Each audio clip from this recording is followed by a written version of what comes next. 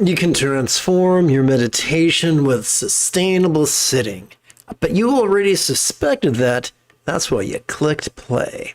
Take a look at this statue of the Buddha. Notice that he's smiling. I don't like statues with stern faces. There are enough stern faces in the world trying to commit genocide and apartheid and fascism.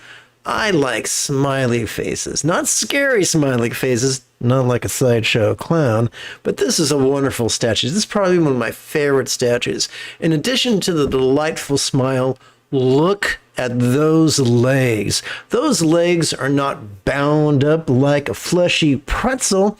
This is not the full lotus position. For want of a better term, I call this the quarter lotus position. When you look at the most ancient Buddhist statuary, the Buddha is depicted sitting this way. It wasn't until Buddhism became absorbed by mainstream Hinduism that the Buddha was depicted as sitting in a full lotus position. Why? Because he went from being a man to a god. Any dolt can sit in the quarter lotus position.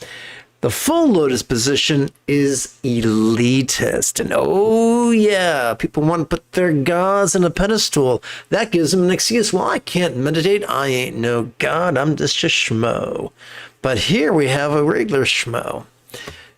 Just sitting comfortably. And see, my friends, this is the key. And at this point, I'm going to commit a war crime and subject you to, oopsie, wrong button. I'm going to subject you to jumbo Jigme. So if you need protective eyewear, don them now. So tonight's lesson is all about comfortable and sustainable sitting. You might say, well, dude, I'm most comfortable on my back, on my bed, under a down comforter with the lights off. And the answer is you probably are. But is that sustainable? So we need to do is strike the happy balance between happy joints and alert yet relaxed mind. And let's face it, if you're in agony, your mind's going to be pretty alert, but it's not relaxed. Lying on your back on a comfy bed underneath a down comforter, your mind's relaxed, but it's not alert. So I'm going to give you some examples. I've sampled every meditation posture over the last several decades, over the last 3 decades, actually longer, I think. And we'll explore the pros and cons of each posture. So when we read the Satipatthana Sutta, we are told that we can meditate lying down, we can meditate sitting, we can meditate standing, and we can meditate walking. And if you notice the artwork behind me, or the artwork in my meditation manuals, you can also meditate while making love. And we'll explore that in greater detail in a further lesson. But right now, let's focus on sitting. Yes, if you want to, you can stand in the horse position and meditate, but you probably cannot do that for an hour straight without the top of your head blowing off. So please don't do that. That'll create a real housekeeping dilemma. How do I develop stable bodhicitta? Another excellent question. Brock, I am elated to get to that tonight. Both James and Brock are all-stars who are giving me awesome questions. And to you guys, I'm sending a great big psychic hug and an enthusiasm to answer your questions. But first, let us discuss happy tuchus. So I'm going to adjust the camera, and hopefully this will help. So I know what it's like to learn how to meditate on a budget. So everything I share with you is budget friendly. Now, I'm going to get up and move the camera around, and hopefully you can hear me. If you can't hear me, don't be shy. Let me know. I'll do my best to raise my voice. So I have the good fortune of living in a place with hardwood floors. Come on, where's my hand? There we go. Hardwood floors. Now, if you rest the crown of your ankle, this thing right here, on hardwood floors, you're going to have an unhappy ankle. So one of the things we do, let me get my foot over here, is we realize that our thighs are like our upper arms, and our lower legs are like our lower arms. Now, our lower arms has two bones, an radius and an ulna, and it twists back and forth. Similarly, in our lower leg, we also have two bones, a tibia and a fibia, that allow limited movement, but some movement, which is pretty cool. So one of the first keys to sitting down, even on concrete, is when you lay down, you want to twist your ankle so that it's the fleshy part, your peroneus muscle in front that's resting on the hard surface. Not see how I'm resting, my heels pointing up. If it was pointing sideways, that would be uncomfortable.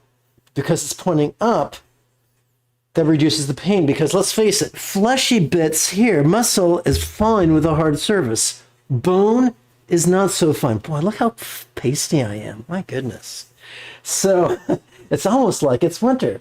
So getting back to it. So now I've taught you the first trick, which is gently twisting your lower leg. Here's the second trick. Put something between your ankle and a hard surface. So I'm a big fan of using what's known as a Mexican blanket or a Mexican yoga blanket. You can get them online for about $20. Typically, they're made of natural substances, and you can throw them in the wash at least once a week, throw them in the dryer, and that way, because, let's face it, if you sit on the rug and you sweat, and we all sweat, even you, princess, everybody sweats, you're going to have some nasty-ass carpet. But if you have a folded yoga blanket, you're going to be okay. So I'm going to show you my folded yoga blanket. Oh! So this is my yoga blanket. It folds up into a big rectangle, and I fold it down into a smaller rectangle. It's about a 1.25 feet by about 1.5 feet. On top of it, I like to put a zafu. You can get these reasonably priced. This is about $30 or $40. It's full of buckwheat. Invariably, you'll lose some buckwheat, although it'll go flat, but you can buy replacement buckwheat. You can even buy a funnel for it. I have to add buckwheat to this about once or thrice a year. But let's pretend you don't have access to a zafu. So, when you sit down, you will notice that there's some bone under the fleshy bits of your tuchus. That's fine. And you'll notice that if you lean too far back, the profile of your back will describe the letter C. That is not sustainable. You want to sit so that your profile describes the letter S. Trying to show you here, so let's try this again. So if you're just kind of like sitting here like a Cro-Magnon playing a computer game let me do it this way. So if you're sitting like your back describes a C, this is not sustainable. You will exhaust your back muscles and not have a good time. If you sit so that your back describes, let me go over here. There we go. No, that's this way. So that your back describes a letter S. Yes, I look like a panda bear. I know that. You'll be happier. It's more comfortable. Many chiropractors have described to me that the curves in our spine act as a shock absorber, somewhat. So that begs the question, how do we assume an erect posture? Oh, yes, my inner 12-year-old is laughing at that. There are two ways of controlling it. Number one, the pitch, I guess there's three ways. There's the pitch of the hips. Pitch your hips forward, and you're going to be a letter C. Pitch your hips back, and you're more apt to describe the letter S, which is you want. S for super stud. Okay. Another thing we can do is describe our shoulders, our scapula. If our scapula are open, we're going to describe, we look like the letter C. If our scapula are closed or somewhat closed, we'll describe the letter S. Now, if our scapula are all the way closed, we're a scared shit recruit in Paris Island, we're going to strain ourselves. So we want to find the middle ground between open scapula and closed scapula. Now, a way to control that is your head. If your chin is dipping down, you're going to have open scapula. If your chin is pointing up, you're going to have closed scapula. And so you can find the midpoint. And usually, if there was a string between your forehead and your chin, and my nose wasn't in the way, it would be pretty much perpendicular to the ground. Now, do you have to be fastidious about this? No. Do you have to be perfect about this? No. All you got to do is experiment.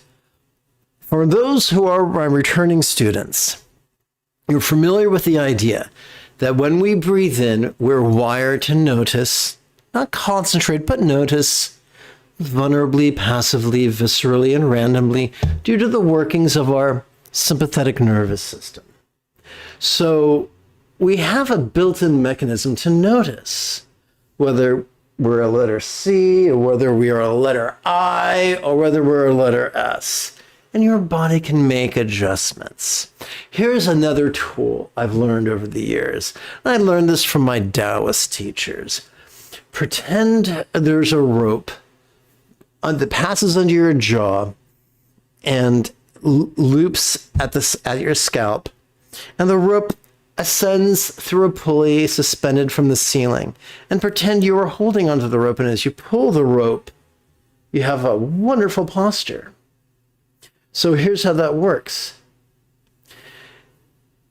We have muscles that can create traction between our head and our pelvis. And when we breathe in, it's possible for that traction to pull. And as we relax, as we exhale, because of our parasympathetic nervous system, it's normal to relax. And that's fine. Everything ebbs and flows. The season, the moon, the sun, everything is on its own circuit. And likewise with our bodies, as we breathe and inhale and exhale, different things happen, and that's fine. If you go to some zendos, you'll find people, they're just concentrating on their posture as if their life depended on it. Or they're just scared that some guy will hit them with a stick, which sometimes happens in zendos, which I find horrifying. But that's not peace. That's not joy. So it's not our job to be perfect little statues. Just allow your mind to make subtle adjustments to your body that promote sustainability. So we've talked about your lower leg. We've talked about your tuchus and your scapula and your face and an imaginary rope. Woohoo! Now we're going to talk about the legs, just like ZZ Top. She's got legs and she knows how to use them. My legs aren't nearly as nice as hers, but I do wear a skirt. So, time to return to leg cam. Welcome to leg cam. So the first posture is known by many names. Some call it the Ganesh posture. And you basically rest your feet together. I find this really uncomfortable. I feel like this puts too much pressure on my the crowns of my ankles and the joints of my hips. But it's an option. If you want to, you can. Some people really enjoy this. That's great. It's useful to have positions to go from in case one position becomes uncomfortable. Then you can use another. Uncomfortable, not painful. So some people think, I'm intense, I'm rugged, I'm going to push myself until I have horrible pain, and then I'll be super. No, then you'll have arthritis, dumbass. Don't do that. Let's make this an arthritis-free zone, okay? I have arthritis. It's no fun. I don't want it for you. So This is a posture. Now, there's another posture. Some people call it the Burmese posture. Some people call it the Tada posture. One leg is in, one leg is out. And it doesn't matter. You can alternate them. I don't like it. I find it's asymmetric. Puts asymmetric load on my SI joint. I don't recommend it, but it's an option. Some people swear by it. I like the quarter lotus posture. Here's how it works. Number one, we remember anatomy. These things are knees. These are hinge joints. These things over here are hips. These are ball joints. Therefore, we do not turn out from our knees. We turn out from our hips. That's super, super important. And of course, I use the phrase turn out because I spent a summer in the teen ballet. Because of course I did. So, so let's sit in a quarter lotus. So here's how you do that. Choose whichever leg feels most comfortable. I like to start with my left leg on the ground. As I told you before, I like to twist the left leg. I do not, and I twist, the hip twist originates in the hip so that the fleshy part is on the hard surface. The fleshy part is on the hard surface. That sounds like the name of an adult movie, doesn't it? Okay. And now we do the same thing with the other leg. We point the toe, we turn it out, so the fleshy part is on the bony part. Once again, it really sounds like it sounds like a stag film. So what you just saw me do is I put my hands in the fists, I press down on my folded yoga blanket, and they gave me a chance to adjust the pitch of my hips. And that makes sitting more possible because sometimes we don't have a cushion and we have to make do. A few years ago, my tantric partner's father and mother were in town and we showed them a lovely, beautiful park. I think it was where the Huntington is. I'm not Huntington. Anyway, it's in Southern California. And I got exhausted at one point because, you know, I have health challenges. So they left me so they could wander about hill and dale. And I just sat down and meditated. And there was no cushion in sight. So I definitely had to make do. When I used to go to the bank during the height of the pandemic and you had to go in with a reservation, I couldn't stand because of my bad back. So I would just sit down like this in front of the door making puppy dog eyes. Now, some people really, really want to do a lotus. I'm not a fan of the lotus, but here's how you do it. Once you're comfortable with this position, you incrementally build up to the lotus if you want to. So here's how to do it. The first step is the half lotus. So your bottom leg is now under your upper leg, and you turning out from the hips. You rest your upper leg on its opposite thigh, thusly. Once again, this is more elitist. It's not more spiritual. It's just more, you know, some people think it's pretty. Once this becomes comfortable, it might take a week, it might take a month, it might take a quarter. But eventually, when it's comfortable, then you can, if you want, experiment with picking this leg up, allowing the bottom leg to really turn out more from the hip. And then if you wanted to, you could pull your other foot upon its thigh. Now, some people get really anal retentive, not in the fun tingly way. And they say it has to be, the right leg has to be on top. No, the left leg needs to be on top, or the earth will open up like an enormous Venus flytrap and eat your ass. Once again, not in the fun tingly way. So I am not of the camp. I don't believe in superstition because as a little boy in first grade, Stevie Wonder was on Sesame Street and he's saying superstition ain't the way. And I believed him. So this is the full lotus. Now, not everyone can do the full lotus or the half lotus or even the quarter lotus, and that's fine. My Chinese teachers taught me how to do what they called the easy pose, and here's how it works. You place the left heel under the right thigh. Thus, don't worry, I'm wearing compression shorts. I'm not going to flash it. And this is not OnlyFans. So, and you take your right heel and place it under your left thigh. And once again, you adjust the pitch of your pelvis. Now, for me, this is really unsustainable. This puts a lot of effort, tension on the front hip joint, which really isn't my thing. But for some people, it's a good start. Some people want to do the kneeling position popularized in Japan. That's fine. They can buy a bench, but if you don't have money for a bench, you can experiment just with kneeling.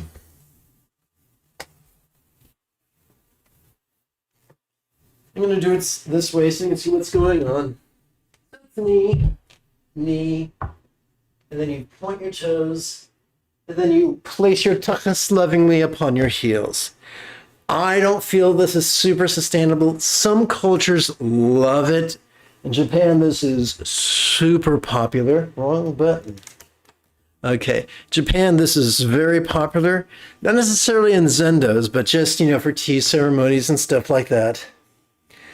When I first saw Shogun in the 70s, when I was like in 3rd grade or 4th grade, I saw the samurai sitting this way, and I'm all, man, that's for me. I want to be the first Jewish samurai.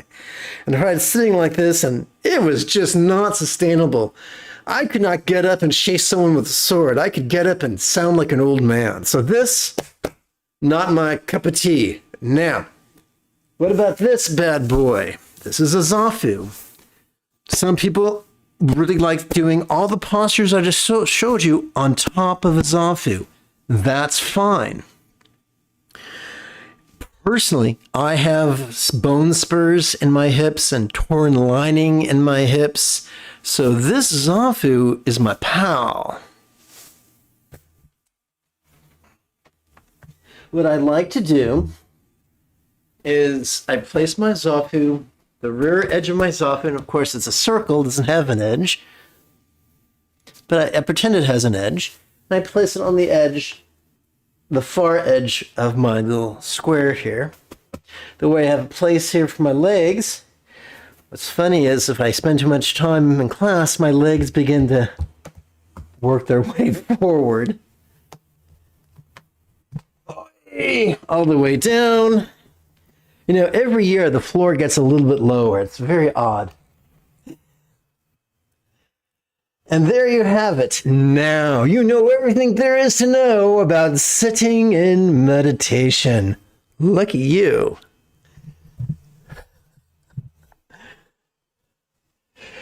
Whew.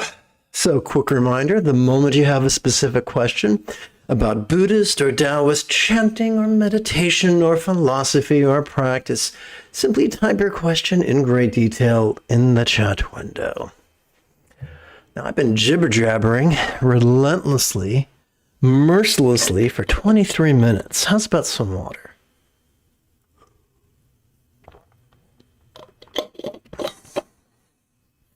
Hot. Okay.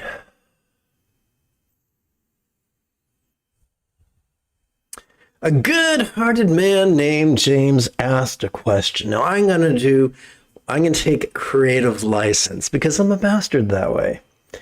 Dear Lama and Jigme, if I'm a debaucherous bastard, if I'm so debaucherous I make Caligula blush, can I still become a Buddha? Yeah.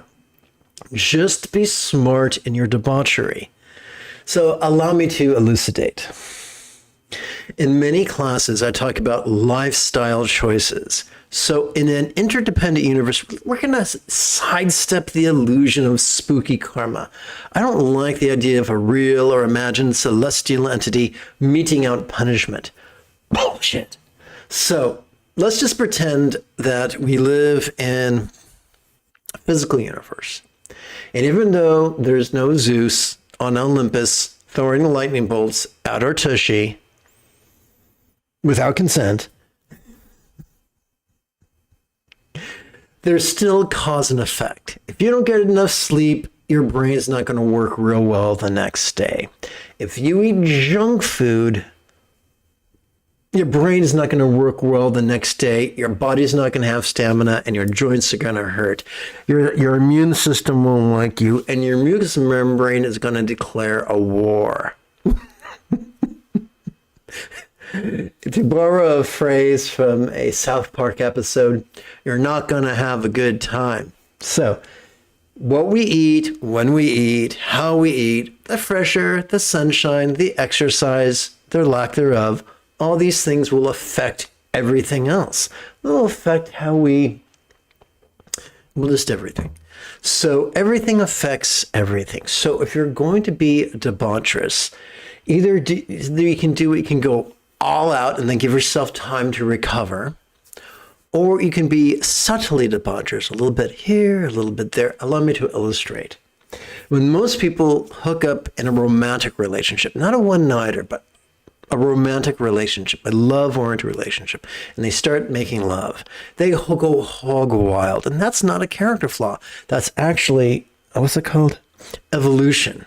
Because in evolution, the first goal of evolution is to live long enough to procreate. That's it. Which is one of the reasons why we go to hell in a handbasket after we turn 40.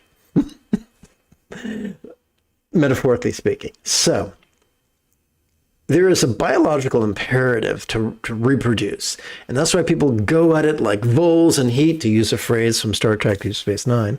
They go at it like voles in heat when they first get together. They're going at it like it's going to go out of season next week, so they better do it now. Once again, that's the biological imperative for that. That's going to exhaust you. And the more fatigued you are, the less resourceful you'll be in every area of your life, not just meditation. Listen, I am surrounded by statues and tapestries of doinking Buddhas. So, Tantric Buddhism is not for the prudish. Now, don't worry, there's lots of prudish people who've taken over Buddhism. Thanks, guys. But you can be a horn dog and still become a Buddha. I guarantee it. I'm so convinced of it that I will stake Brock's reputation on it. Thanks, Brock. So, for instance, I'm not an expert on drinking. Someone with ADHD who has a dopamine system that doesn't work right, I know I'm a prime candidate for addiction. So I just avoid illicit substances. I have to avoid things that aren't illicit. I can't have white sugar. I can't have processed foods because they muck with my dopamine too much. But if you plan on drinking and you don't have an addiction to drinking, some people tell me that there's like some capsules you can take with carbon and activated carbon that can prevent a hangover. Once again, I'm not an expert. I'm sure you can look stuff up about that. But there are things you can do to lessen the impact. Same thing with sex. If you're going to have lots of sex, great. But treat it like an athletic event. Hydrate. Make sure you're in a warm, comfortable, safe environment. You know, do things to make it sustainable.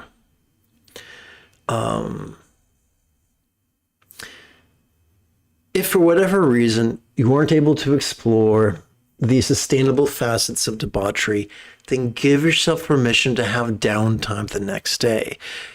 Taking downtime after a debaucherous evening is not additional debauchery. It's recovery. Any athlete will tell you that it's not enough to work out. You have to recover.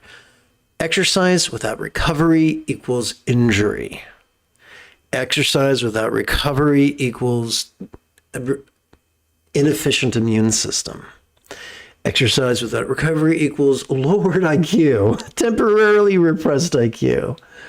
Exercise without recovery equals reduced emotional resilience. In other words, being a cranky bastard. So, if you're going to be debaucherous, do it incrementally. Do it subtly. If you can't do it subtly, then give yourself room to recover. Because if you're exhausted and you're driving, you may get in an accident. If you're exhausted and you're at work, you may do a bad job and get fired.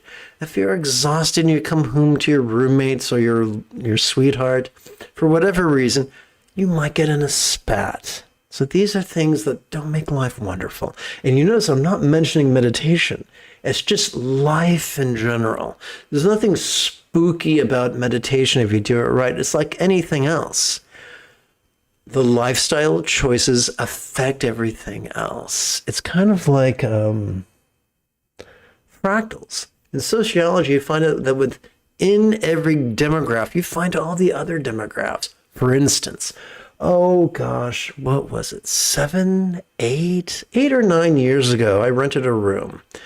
And the older lady said, "Oh, you look like Steve Jobs. Are you Jewish?" "Yes, I'm a secular Jew. My family's Jewish." "Oh, you must be smart." And of all the stereotypes, that's a very nice one. I said, "Well, some Jews are clever, some are dumb, some are wise, some are foolish, some are tall, some are short, some are lean, some are fat, some are kind, some are cruel." And they went, "Oh, you're just like everybody else." "Yeah, just like everybody else. Some are humanitarians, some think genocide's a wonderful thing." Go figure. So yeah, so just as within every group there are all the other demographics, similarly, within our life is like a large equation. Let's look at a quadratic equation from algebra in high school. We've got like 4 variables we have to play with. And so in our life, we have actually more than 4 variables, but all the variables affect everything else, just like math class. So if we're going to play, we got to be clever. We got to be super, super clever. Not just for meditation, but for everything else. But can you be debaucherous and meditate? Yes. So I will explore that further in greater detail when we get to the meditation instruction part of tonight's Blabberfest. So now I get to, oh, wait a second. James wrote, "The funny thing is that my centered spontaneity was telling me to go out and have fun." Sure. Yeah. There's nothing wrong with going out and have fun. Just be wise about it. Nothing wrong with crossing the street. I think it's really good to look both ways before you do so. Nothing wrong with crossing the street, but you might want to wear shoes and socks, or at least a really good pair of sandals. So, and here's the thing. Centered spontaneity can guide us to do all those things. Centered spontaneity can help us to, the more skilled we are at flowing and allowing our choices and our utterances and deeds to flow with centered spontaneity, the more effortless our wisdom and cleverness becomes. I hope that makes sense. So now let's turn our attention to Brock. Mr. Brock of the House of Brock, whose sigil is awesomeness.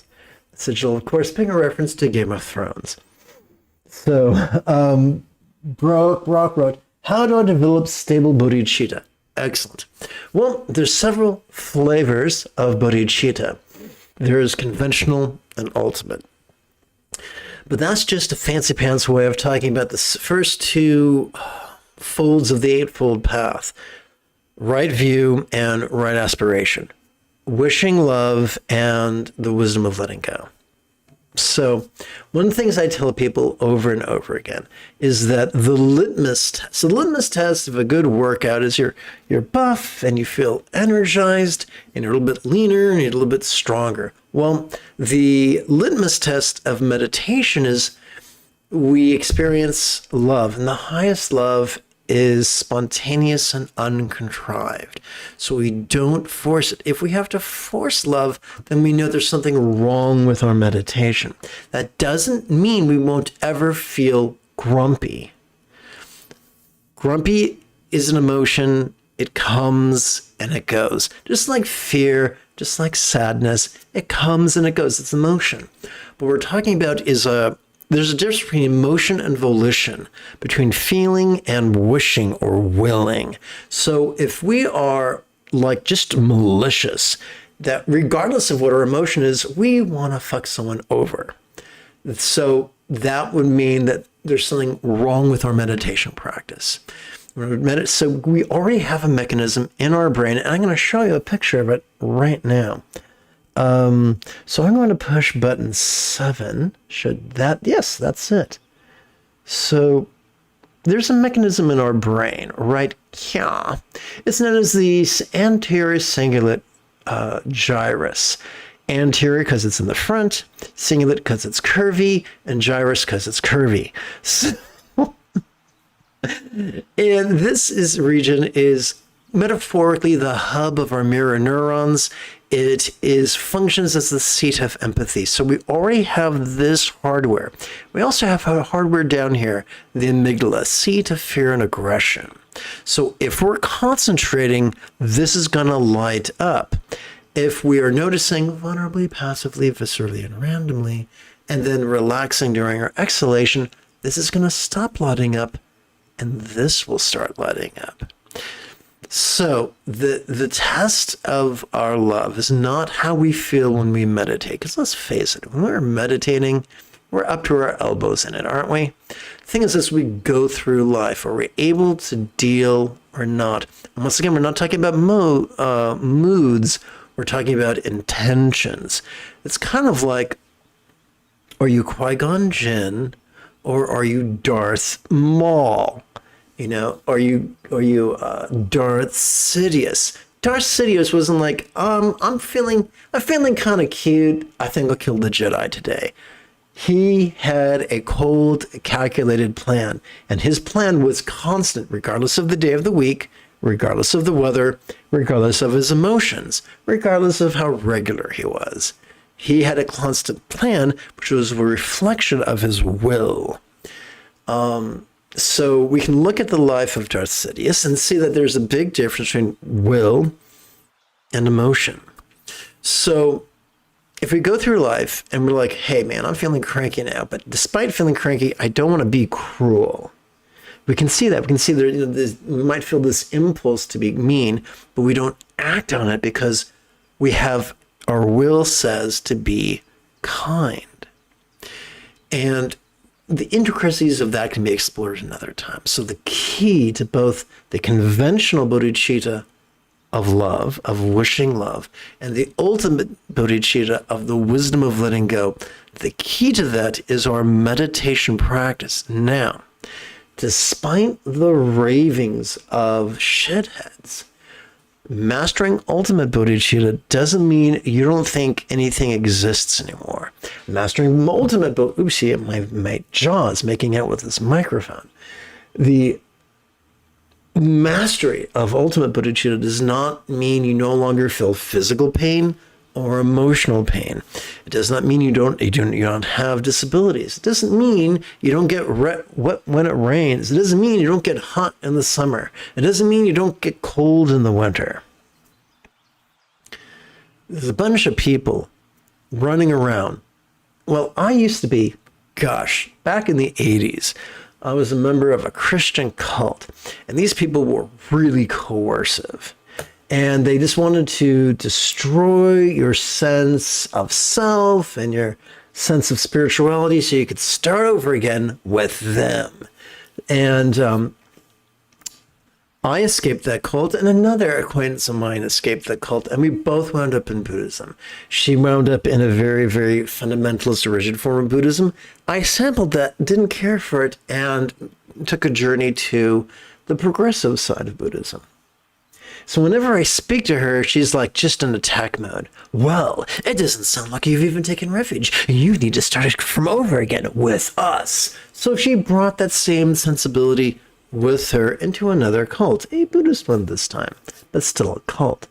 So similarly, there are people who are like, if you complain to someone, it's like, man, I need some advice because my back hurts. Well, your back hurts because you believe in a self. If you mastered emptiness, then you would have no more back pain. Come, be my student for this one low fee of everything you own, and I will teach you to master emptiness. And it's kind of like, Darth Vader talking to Luke Skywalker in what's it called?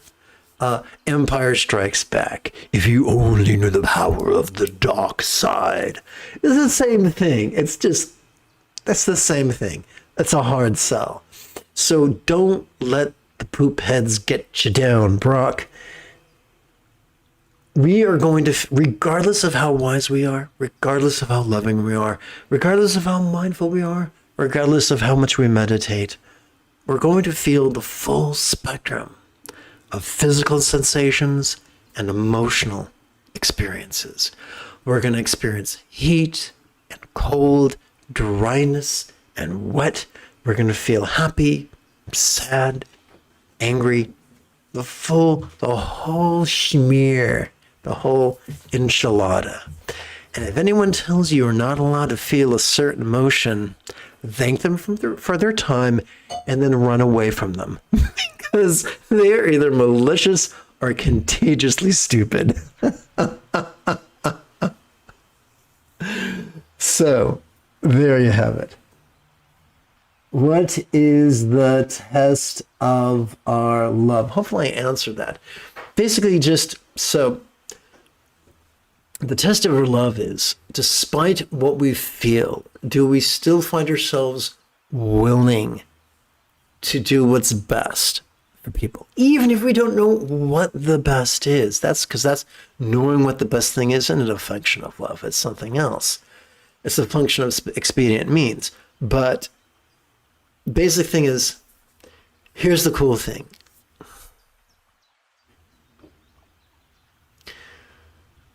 If you meditate twice a day,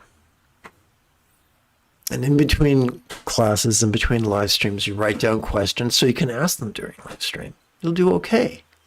If you followed my advice about mindfulness and meditation and apply it as best you can, at least twice a day, you'll make progress. And in time, depending on how gonzo you go, maybe a short time, maybe a long time, you'll notice changes. Some people are ready to meditate 5 minutes at a pop. That's great. That's awesome. Some people can meditate for a minute. That's cool. That's much better than less than a minute.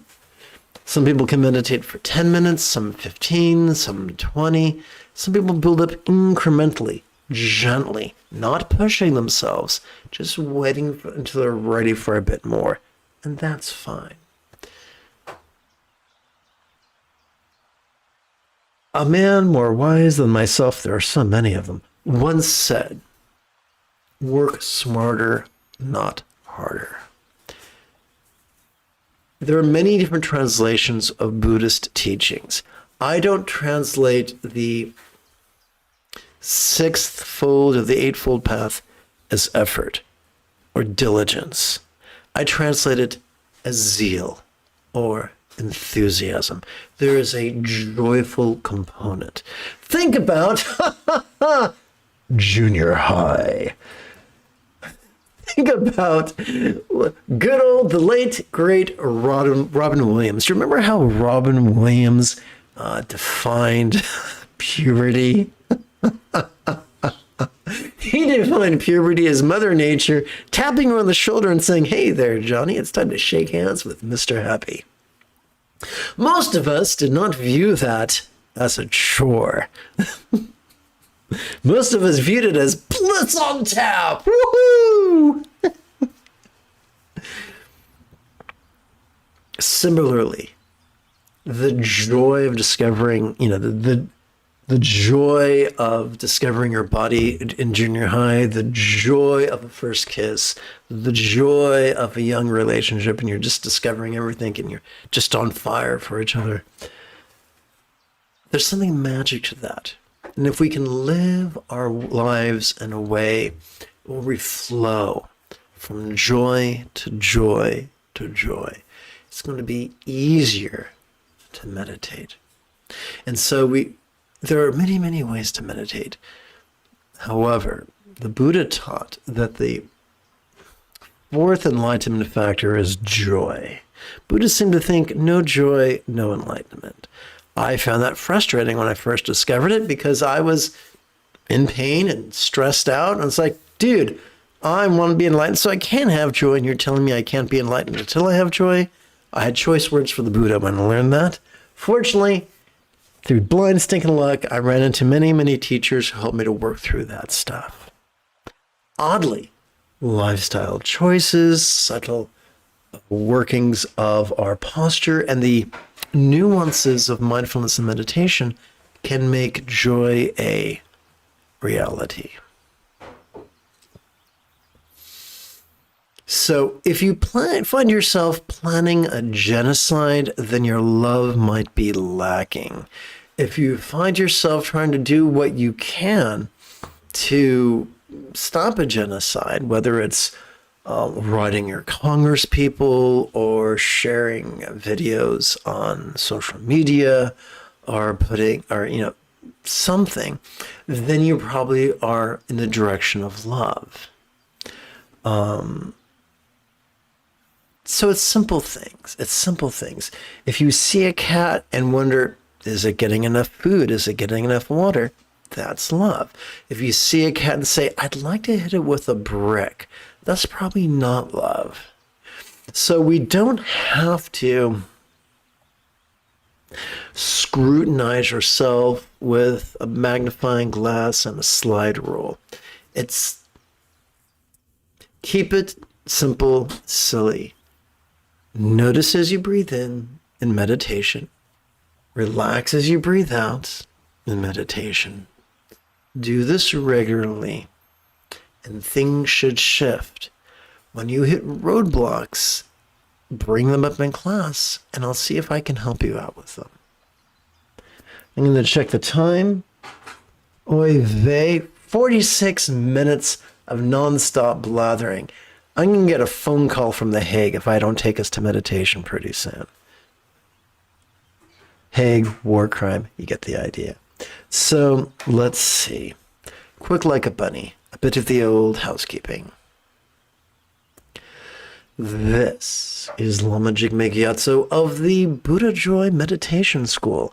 I have worked full-time for more than half my life, studying, practicing, and reverse engineering the teachings and techniques of each sect of Taoism and Buddhism so that I could play the Yoda to your Luke Skywalker. So that you could quickly and easily become the person that your dog already thinks you are. Welcome to Meditate Like a Jedi, which is made possible due to the generosity of viewers just like you. Okay, so I've done a lot of jibber jabber, so my explanation is going to be concise because you two seasoned pros get it, but if you don't, I'm available to answer your questions. So quick like a bunny, I gotta click that. Here we go. Bit of the old chanting. Together. May I liberate all beings from the tyranny of hating, craving, and clinging by relying on thee. Buddha's example, instructions, and students. So these three bad boys are so awesome that they've earned the nickname the three wish-fulfilling jewels. Together. May I liberate all beings by relying on the three jewels. May I liberate all beings by relying on the three jewels. Together, everyone now. May I liberate all beings by relying on the three jewels. My favorite Christmas movie of all time would have to be Scrooge with Bill Murray. You in the back, you start singing too. Okay, so it's super simple. Every time we breathe in, that's an ideal time for mindfulness. Every time we breathe in, we access our sympathetic nervous system, which is not wired for concentration, but instead to merely perceive, and to do so vulnerably, passively, viscerally, and randomly. This is best illustrated by the 12-syllable recitation, perceiving this very turbulent play of mind. What are some of mind's antics? Mind sees, hears, feels, tastes, and smells. Mind also emotes, intends, reasons, recalls, and imagines. What do we do with all this stuff that we notice? Well, we meditate, and how does that work?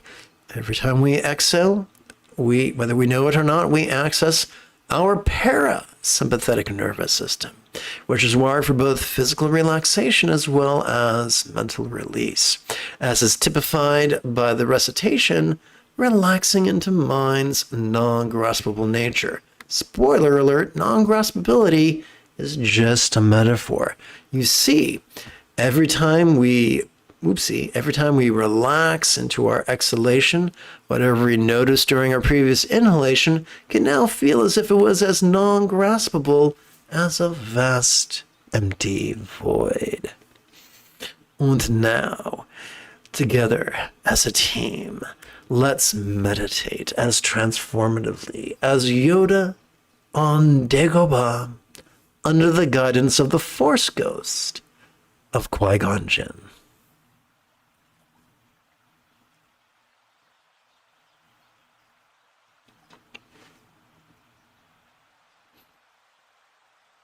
Doggone it, there's something I forgot to tell you about sitting. Derp! Okay, well, that was a brief meditation, wasn't it? Okay, so let's try this again. Back to crotch cam. Well, that sounds like an off-color film. Okay, so classically we sit like this in meditation. Some sit like this, some don't. Now, there's all kinds of ways to count when we're in meditation. And that's a subject for a different class. But as far as our hands, we can put our hands in our lap with our thumbs touching, without our thumbs touching, or if you're bold, you can rest your hand on your thighs, either palms open or holding the Vajra fist. You can do it with your we can do it with our arms bent or with our arms locked, whichever you prefer. It's nice to have choices. Personally, I'm super sensitive to subtle electromagnetic energy. Some people call it chi, some call it lung, whatever you want to call it. Recently, my back's been really too sore to have my hands here, so I have my hands here. I still count on the fingers like I do for crease counting, and in the future, if you want a class on that, just ask. I'll be glad to do it.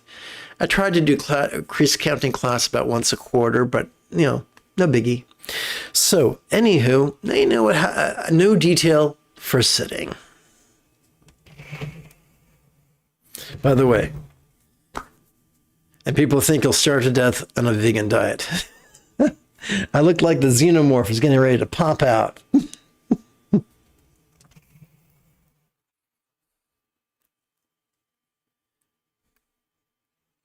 Okay, let's go back to it.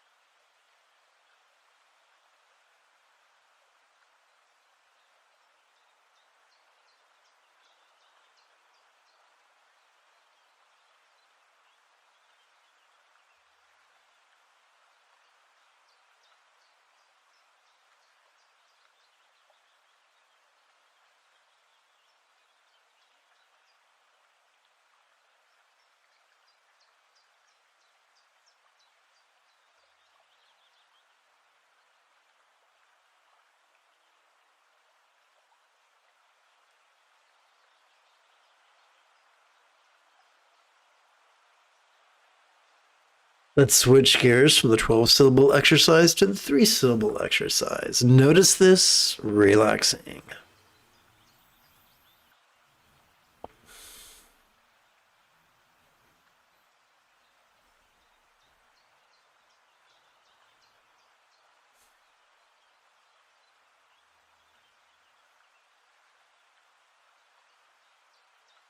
Now, let's bring the lesson into the practice without the use of a forklift. Here we go. Let's pretend you're feeling cranky. Great. We'll just call that emotion. So, emotion, relaxing.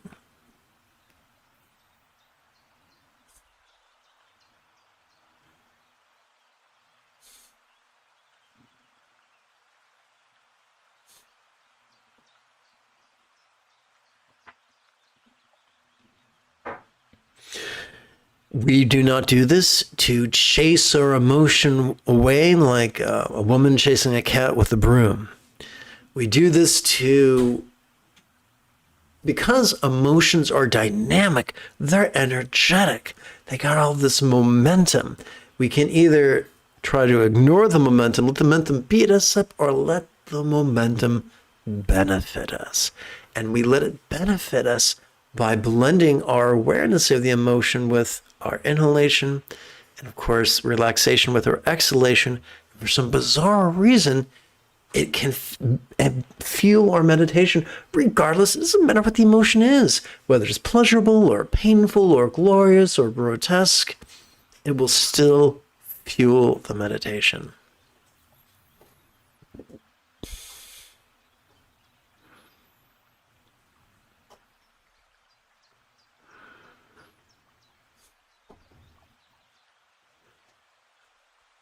Let's pretend you're having naked time with someone.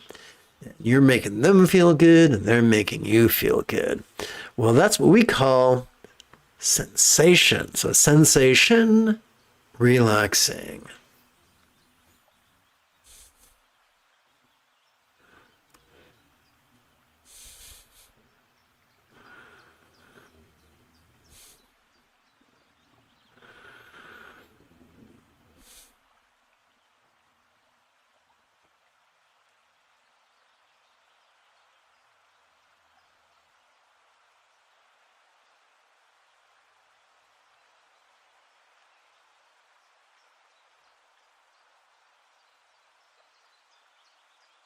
Let's pretend you had a debaucherous evening and today your body feels, oh, I don't know, crunchy. That's also a sensation. Same exact labels.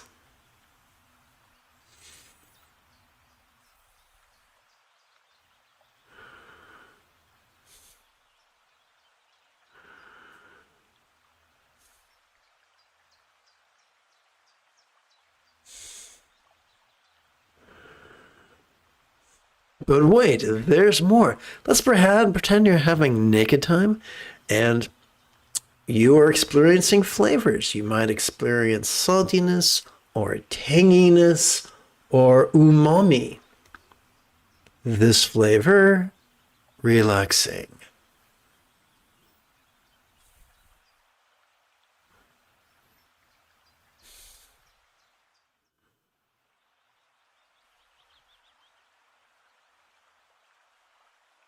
Once again, same scenario. You might experience perfume, you might experience cologne, you might experience incense, you might experience a scented candle, you might experience folk, you might experience musk.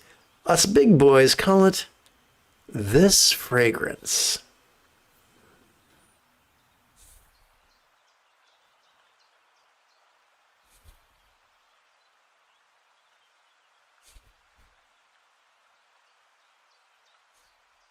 If you're having naked time, you might help your partner to find their O face, and that would be, and they might make happy sounds. So that could be resonance, relaxing. The next week they might get in a tiff with you, and they might read you the riot act. And as they're scolding you, guess what? That's also resonance, relaxing.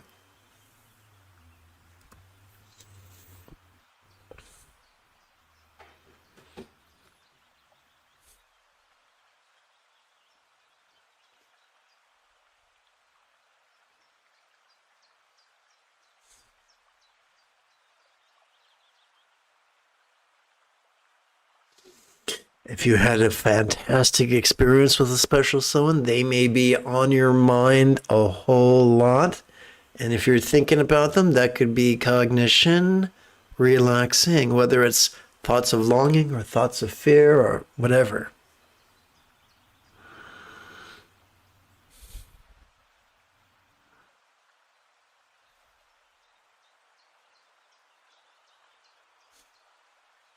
If you find yourself playing the game reel of last night's antics, it might be recollect, relaxing.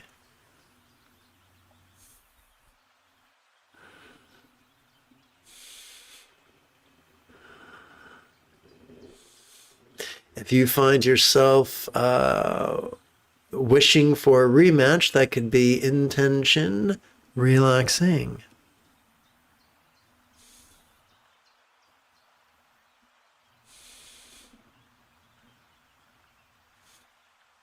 If you find yourself imagining a second rendezvous, imagine, relaxing.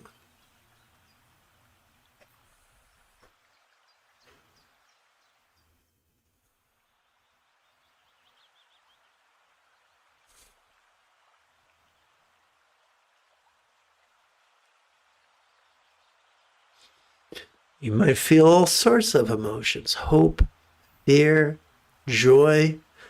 Nothing like a new relationship to experience the emotional roller coaster.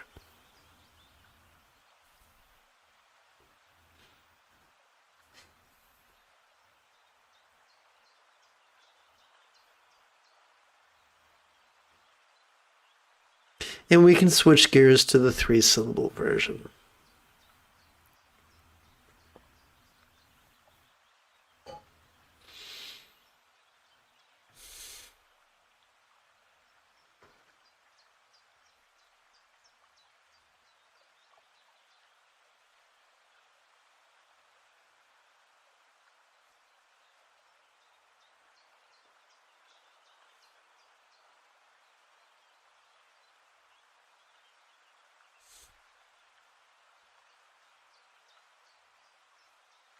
If you've just joined, welcome aboard. We're meditating. If you want the lecture, drag the indicator bar all the way to the left.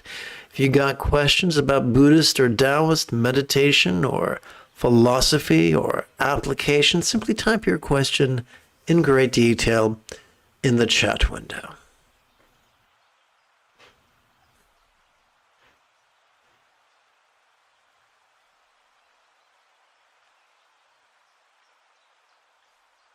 Converting these 3-syllable labels into 1-syllable label requires some flexibility. Physical sensation we're going to refer to as form. Recollection we're going to refer to as then. Imagination we could refer to as dream.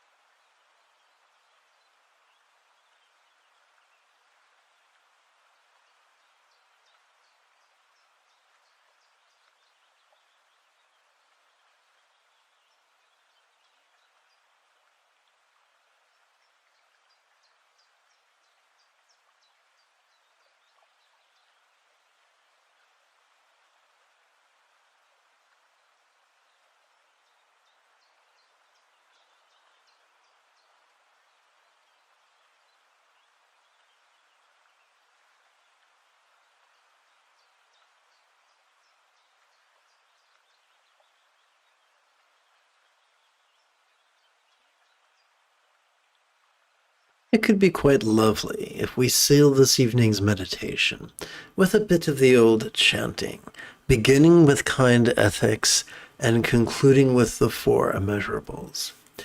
May all beings practice of Take two. May all beings practice of kind communication, conduct, and calmness flow spontaneous and uncontrived.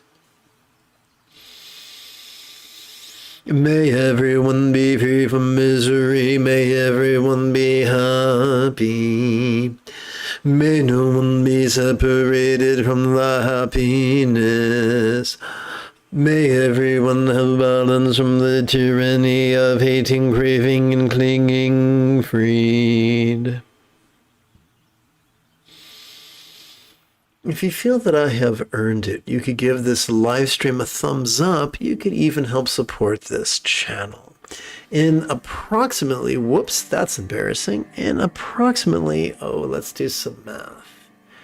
6, 12... 11, and approximately 10 and a half hours, I would very much like to return to lead tomorrow's morning meditation class and group practice. And if you are as geeky as me, this is the way.